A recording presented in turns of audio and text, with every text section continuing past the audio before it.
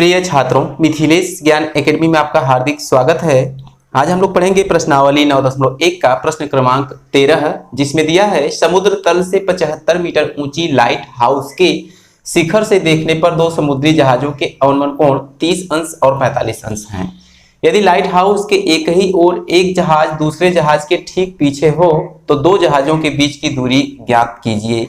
देखिए, इस प्रश्न में एक हम बनाएंगे समुद्र तल और उस समुद्र तल से 75 मीटर ऊंची लाइट हाउस बनाएंगे सबसे पहले। तो आइए इस फिगर को हम यहाँ पर ड्रॉ करते हैं। तो जैसा कि आप देख रहे हैं, हमने ये बना लिया है एक समुद्र तल और इस समुद्र तल से 75 मीटर की ऊंचाई पर लाइट हाउस बना लिया है। इसके बाद हम क्वेश्चन को बारीकी से पढ़ेंगे। कह रहा है कि समुद्र तल से 75 मीटर ऊंची लाइट हाउस तो बना लिया के शिखर से, तो ये है इसका शिखर, यहां से दो समुद्री जहाजों के अवनमन कोण 30 अंश और 45 अंश हैं। तो निश्चित रूप से दोनों जहाज एक दूसरे से कुछ न कुछ दूरी पर होंगे और कितनी दूरी पर हैं यही हमें ज्ञात करना है। आगे कह रहा है यदि लाइट हाउस के एक ही ओर का मतलब ये है लाइट हाउस और इसका एक ही ओर ये है और दूसरा ओर तो उधर था, तो जहाज दूसरे जहाज के ठीक पीछे है। कहने का मतलब एक जहाज दूसरे जहाज के ठीक पीछे है, वो भी कहाँ, इस लाइट हाउस के एक तरफ। तो यदि हम एक जहाज को यहाँ मान ले तो दूसरा जहाज निश्चित रूप से इसके ठीक पीछे यहाँ होगा। तो यहाँ पर मान लेते हैं कोई व्यक्ति है, हम हो या आप हो। तो यहाँ से जब हम इस जहाज को देखेंगे तो निश्चित रूप से अवनमन कोण बनेगा। क्यों? क्योंकि जब हम ऊपर से नीचे की किसी वस्तु को देखते हैं तो वहां पर अवनमन कोण ही बनता है। तो सबसे पहले हम ये मान लेंगे कि जब हम या कोई व्यक्ति यहाँ पर है तो उसकी सामान्यतः दृष्टि जो रेखा होगी वो यहाँ इसके पैरेलल होगी, किसके, इस समुद्र तल के एकदम पैरेलल होगी अर्थात समांतर होगी। तो सबसे पहले हम इसकी दृष्टि रेखा को बनाएंगे। तो जैसा कि आप देख रहे हैं, हमने यहाँ पर एक दृष्टि रेखा बना ली है, तो इसे लिख देंगे दृष्टि रेखा। तो अब इसमें ध्यान देने वाली बात यह है कि जब ये दृष्टि रेखा है सामान्य तौर पर, तो जब व्यक्ति यहां से इस पहले वाले जहाज को देखेगा तो निश्चित रूप से इस दृष्टि रेखा और ये जो रेखा नई वाली बनेगी दोनों के बीच एक कोण बनेगा और वो अवनमन कोण होगा। तो जो नजदीक वाला जहाज है उसके साथ अधिक कोण बनेगा और जो दूर वाला जहाज है उसके साथ छोटा कोण बनेगा। तो सबसे पहले हम यहाँ से इसके शिखर से इस जहाज और इसके शिखर से इस दूसरे जहाज दोनों को हम मिला लेते हैं। तो आपको थोड़ा सा ध्यान देना है, हमने दोनों रेखाओं को यहाँ पर जहाजों से मिला लिया है। इसके बाद हमने आपको बताया कि जो जहाज लाइट हाउस के अत्यधिक करीब होगा उसका अवनमन कोण अधिक होगा और जो दूरी पर होगा उसका अवनमन कोण छोटा होगा। तो ये वाला जहाज ध्यान से देखिए, इस जहाज के लिए हम बात कर रहे हैं। तो ये वाली रेखा है, तो इस रेखा और इस रेखा इन दोनों के बीच में बना हुआ कोण 45 अंश होगा निश्चित रूप से। तो यहाँ पर हम बनाएंगे ये सिंबल और लिखेंगे यहाँ पर 45 अंश। इसके बाद इस जहाज की बात करें तो इसकी जो रेखा है ये वाली है, तो इस रेखा और इस दृष्टि रेखा दोनों के बीच बना हुआ कोण 30 अंश होना चाहिए। तो यहाँ पर हम 30 अंश बना देंगे। तो कुल मिलाकर हम जानते हैं कि जब दो समांतर रेखाओं को एक तिर्यक रेखा काटती है अर्थात प्रतिच्छेद करती है तो उसके एकांतर कोण बराबर होते हैं। तो यहाँ पर सपोज कर लीजिए कि ये जो दृष्टि रेखा है थोड़ा दूरी तक गई है और ये जो समुद्र तल वाली रेखा है थोड़ा दूरी तक गई है। तो एक रेखा को ले लीजिए, यानी कि पहले जहाज को ले लीजिए। तो इसकी जो ये वाली लाइन है थोड़ा क्रॉस करती हुई अगर आगे तक जाए और यहाँ पर क्रॉस करती हुई आगे तक जाए तो इसका जो ये 45 अंश का कोण है ये इस कोण के बराबर होगा। इसी को एकांतर कोण कहते हैं, अर्थात एक का अंतर। एक कौन है, एक रेखा है, इसी का अंतर है। तो यहाँ पर ये 45 अंश है तो निश्चित रूप से ये कोण 45 अंश होगा। तो इसी बात को आपको समझना है। यहाँ पर हम लिख देंगे 45 अंश। ठीक इसी प्रकार दूसरी रेखा की बात करें तो उन दोनों समांतर रेखाओं को ये दूसरी रेखा भी प्रतिच्छेद कर रही है। तो यहाँ पर ये एक कोण 30 अंश का है तो दूसरा एकांतर कोण इसका 30 अंश का ही होगा। तो हम इसे 30 अंश बना देंगे। तो आप इस बात को भली भांति समझ गए होंगे। अब इस फिगर का हम करेंगे नामकरण, कौन क्या है। तो हम नाम दे देते हैं, ये जो लाइट हाउस है ए बी है, ध्यान से देखते रहिएगा, और ये इसका कोण बी समकोण है, इसे हम सी दे देंगे एक जहाज को, और दूसरा जहाज डी है। तो यहाँ पर जो प्रश्न हमसे किया है कि एक जहाज से दूसरे जहाज के बीच की दूरी हमें बताना है, तो पहले हम फिगर में जो जो ड्रॉ किए हैं, जैसे जैसे बनाए हैं, ठीक वैसे वैसे अपने हल में लिख लेंगे। तो जैसा कि आप देख रहे हैं, हमने चित्रानुसार जो जो बनाया है उसी को यहाँ पर लिख लिया है। सी और डी दो समुद्री जहाज हैं, ध्यान से देखिए, सी और डी दो समुद्री जहाज हैं जिनके बीच की दूरी हमें ज्ञात करनी है। ए बी एक 75 मीटर ऊंचा लाइट हाउस है, ए बी 75 मीटर ऊंचा लाइट हाउस है, जिसके शिखर बिंदु कैपिटल ए से जहाजों सी और डी के अवनमन कोण क्रमशः 45 अंश और 30 अंश हैं। तो ए से सी और डी क्रमशः 45 अंश और 30 अंश हैं, ऐसा हमने लिख लिया। तो इस प्रकार, मतलब जो हमने लिखा इस प्रकार, कोण ए सी बी बराबर 45 अंश हमको मिला। ध्यान से देखिए, ए सी बी बराबर 45 अंश मिला। कोण ए डी बी 30 अंश मिला है। ए बी बराबर 75 मीटर दिया है। माना दोनों जहाजों के बीच की दूरी x है, क्योंकि जो हमसे पूछ रहा है उसको तो हम मानेंगे ही। तो अब इसके बाद यहाँ पर दो समकोण त्रिभुज का निर्माण हो रहा है, और दोनों समकोण त्रिभुज में से हम बारी बारी से एक एक समकोण त्रिभुज को लेकर उसमें त्रिकोणमिति के रूल्स को अप्लाई करेंगे। यहाँ पर प्रश्न ये उठता है कि किस समकोण त्रिभुज को हम पहले और किसको बाद में लें। तो इसका उत्तर ये है कि हम किसी समकोण त्रिभुज को पहले और किसी को बाद में ले सकते हैं।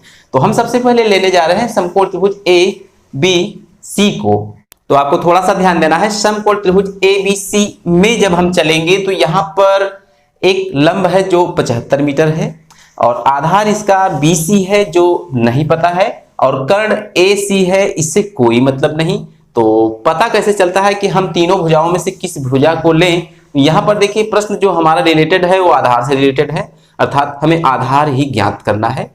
तो आधार कंपलसरी है, और यहाँ पर लंब जब दिया गया है तो लंब को भी लेना कंपलसरी है, तभी जाके उत्तर मिलेगा। तो कर्ण यहाँ पर छूट रहा है निश्चित रूप से। तो लंब और आधार की बात जहां पर आती है वहां पर हम किस फलन का इस्तेमाल करते हैं। अब चूंकि हम जानते हैं कि होता है लाल बटा कक्का, यहाँ थोड़ा समझ लेते हैं, इसके बाद इसे हम मिटा देते हैं। ये लाल बटा कक्का बार बार आते हैं, तो यहाँ पर ये साइन थीटा के लिए होता है जैसा कि आप जानते हैं, और दूसरा फलन है कॉस थीटा, और तीसरा है टैन थीटा। तो कुल मिलाकर ये जो लंब बटे आधार तीसरा अनुपात है टैन थीटा के लिए इस्तेमाल किया जाता है।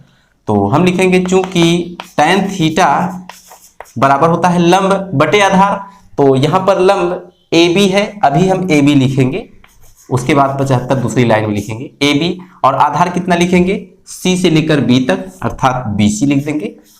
तो लिख देंगे, इसलिए थीटा का मान कितना है, यही 45 अंश इस्तेमाल करेंगे। तो लिख देंगे टैन 45 अंश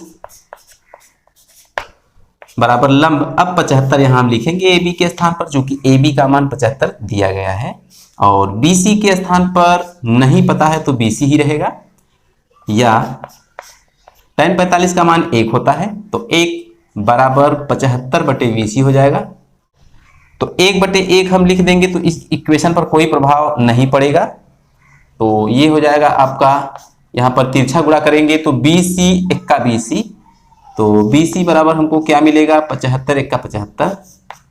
तो कुल मिलाकर इसे हम एक इक्वेशन नाम दे देते हैं। ठीक इसी प्रकार हम दूसरा समकोण त्रिभुज लेंगे ए बी डी। तो पुनः हम समकोण त्रिभुज ए बी डी को ले लिए हैं, तो यहां भी लंब और आधार वाली बात है, कर्ण से कोई मतलब नहीं। तो लंब और आधार, इसका मतलब फिर से वही टैन थीटा वाला फलन लगेगा।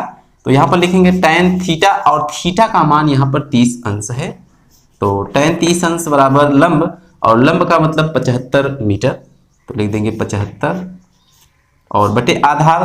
तो आधार देखिए डी से लेकर बी तक है, अर्थात डी बी पूरा है, लिख देंगे डी बी। टैन 30 अंश का मान हम जानते हैं होता है 1 बटे करणी में 3, तो 1 बटे करणी में 3 बराबर हो जाएगा 75 बटे डी बी। तो थोड़ा सा ध्यान देने वाली बात यह है कि जो डी बी है, डी बी को हम 2 टुकड़ों में डिवाइड किए हैं। कहने का मतलब DC प्लस CB। थोड़ा सा ध्यान दीजिए, पूरा DB जो है वो दो भाग में बटा हुआ है, एक भाग है DC और दूसरा भाग है CB। तो हम अगले स्टेप में लिखेंगे वही बात, 1/3 ज्यों का त्यों रहेगा बराबर 75 ज्यों का त्यों रहेगा। और DB को हम लिख रहे हैं CD, देखिए CD प्लस BC।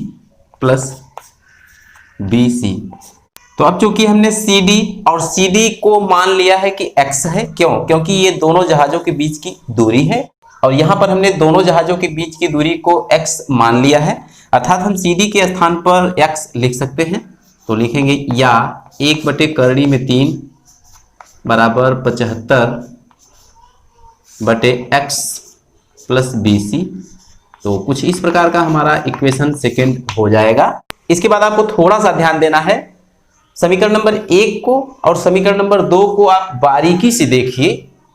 इसमें आपको यह दिखाई दे रहा होगा कि यदि हम BC का मान ले जाकर यहां पर रख दें तो ये जो पूरा इक्वेशन सेकंड है x के रूप में बदल जाएगा, अर्थात BC का मान रखते ही हम इसे हल करेंगे तो x का मान हमको प्राप्त हो जाएगा जो कि हमको चाहिए।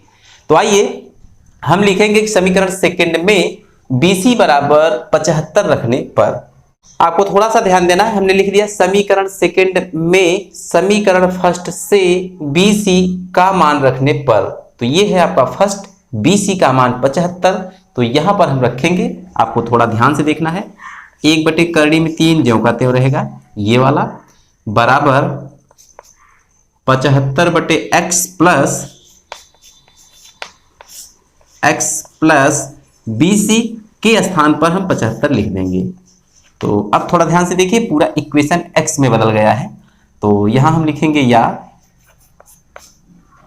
देखिए जब बराबर के दोनों तरफ भिन्न हो तो होता है क्रॉस मल्टीप्लाई, अर्थात x प्लस 75 का गुणा 1 में होगा तो x प्लस 75 ही मिलेगा हमको, और बराबर 3 से 75 में जब गुणा होगा तो 75 3 मिलेगा हमको। अब चर को एक तरफ, संख्याओं को एक तरफ कर लेते हैं, तो यहाँ पर हम 75 को उठा के इस साइड लेके जाएंगे, तो यहाँ मिलेगा हमको x केवल बराबर 75 यहाँ पहले से है और ये 75 जाएगा तो माइनस का 75 बन जाएगा। लिखेंगे या, ध्यान से देखिए कि यहाँ से और यहाँ से 75 कॉमन है, तो 75 को हम कर लेंगे कॉमन, तो यहाँ पर बचेगा 3 और यहाँ -1।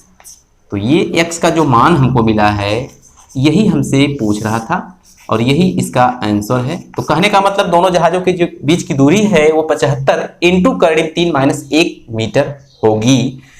तो यही इस क्वेश्चन का हल है। तो आज के वीडियो में बस इतना ही, फिर मिलेंगे अगले क्वेश्चन के साथ अगली वीडियो में, तब तक के लिए धन्यवाद।